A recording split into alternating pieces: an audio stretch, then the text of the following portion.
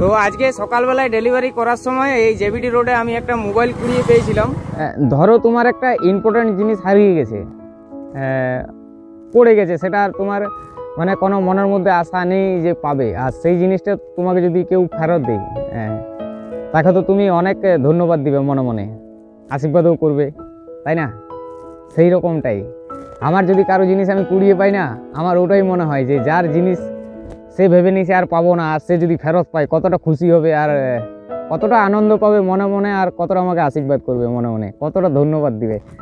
এই জন্যই আমি কারো যদি কোনো জিনিস কুড়িয়ে পাই ফেরত দিতে মন চাই যে তাকে আমি ফেরত দিই।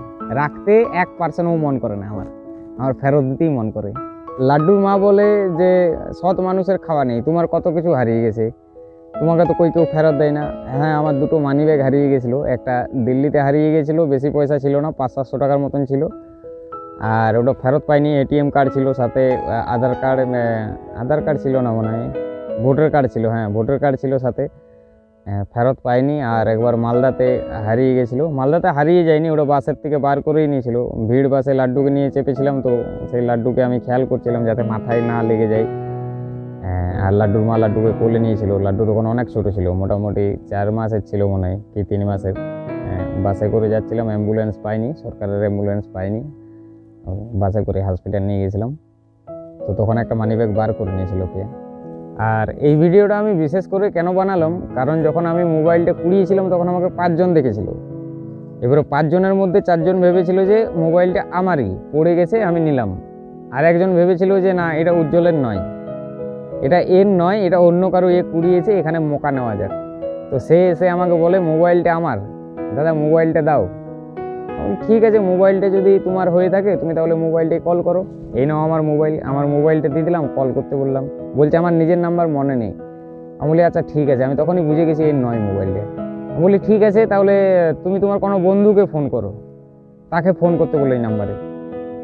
তো সে পারলো না, তারপরে একটু তর্কাতর্কি করলো, হ্যাঁ আমি নাম্বার জোগাড় করে আনছি, তোমাকে দেখে নেবো, হ্যাঁ অনেক কিছু বলে আর পালিয়ে গেল।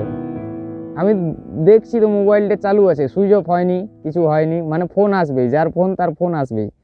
তো তার কিছুক্ষণের মধ্যেই ফোন এলো, মোটামুটি 20-25 মিনিটের মধ্যেই ফোন এলো। নাহলে আমি ভাবছিলাম যে একটা ভিডিও পোস্ট করবো যে একটা মোবাইল পেয়েছি, যার মোবাইল সে এসে নিয়ে যাবে। তো তার 20-25 মিনিটের মধ্যেই ফোন এলো, এবং ফোন এসে ও মোবাইলটা আমি দিলাম, ওই ভিডিওটা আমি দিচ্ছি। তো আজকে সকালবেলায় ডেলিভারি করার সময় এই জেবিডি রোডে আমি একটা মোবাইল কুড়িয়ে পেয়েছিলাম। তো মোবাইলটা এই দাদা ফোন করছিল, ওই দাদারই মোবাইল, কারণ এই দাদা যখন ফোন করেছে এই দাদারই হবে মোবাইলটা। তো আমি ভাবলাম একটা ভিডিও বানিয়ে পোস্ট করবো যে একটা মোবাইল পেয়েছি। তার আগে এই দাদার ফোন এসছে, মোটামুটি আধা ঘন্টা হলো মোবাইলটা আমার পাওয়া। তো মোবাইলটা ফোন করেছে, এই যে দাদাকে আমি ফেরত দিয়ে দিচ্ছি মোবাইলটা। দাদার বাড়ি কোথায়? বানপুর। হ্যাঁ বানপুর, আসানসোলে বাড়ি। এখানে এসেছিলে? এই যে মোবাইলটা নাও, একটা কাজের জন্য এসেছি। মোবাইল জিনিস ভালোভাবে রাখবে, ঠিক আছে? নেক্সট বার থেকে ভালোভাবে রাখবে। ভালো লোকের হাতে পড়েছিল, পেয়ে গেলে। হয়তো এমন কোন লোকের হাতে পড়তো, সুযোগ করে রেখেছে তো বা দিত না। তাই তোমার ছবিটা আর তোমার নামটা যদি আমি এখানে চমকাই দিতাম, এখন তোমার মান সম্মানটা কোথায় গিয়ে দাঁড়াতো তোমার খেয়াল আছে? তুমি যে এইভাবে ঠকবাজি করে মোবাইলটা নিতে চাইছিলে, যে আমার মোবাইলটা পড়ে গেছে, দাও মোবাইলটা, মান সম্মান সব জলে মিশে যেত তোমার।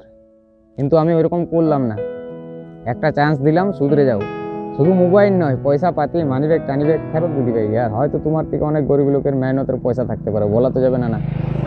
লোক মেহনত করে রোজগার করেছে, কষ্ট করে, হয়তো কেউ হসপিটালে ট্রিটমেন্ট করানোর জন্য নিয়ে যাচ্ছে পয়সা, সেই পয়সা কুড়িয়ে পেয়েছে।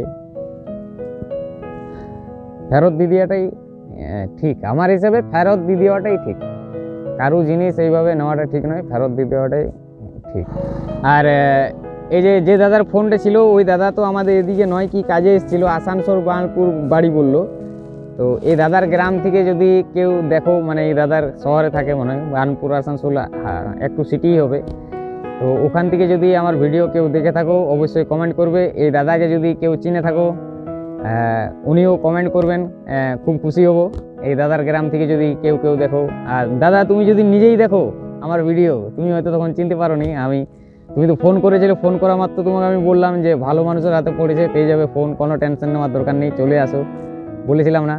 তো তুমিও যদি ফোন দেখে থাকো, বা তোমার বন্ধু বান্ধব পরিচিত যেই দেখে থাকে আমার ভিডিও, অবশ্যই কমেন্ট করবে, কমেন্ট করতে কিন্তু ভুলবে না। থ্যাংক ইউ, ভিডিও দেখার জন্য সকলকে থ্যাংক ইউ।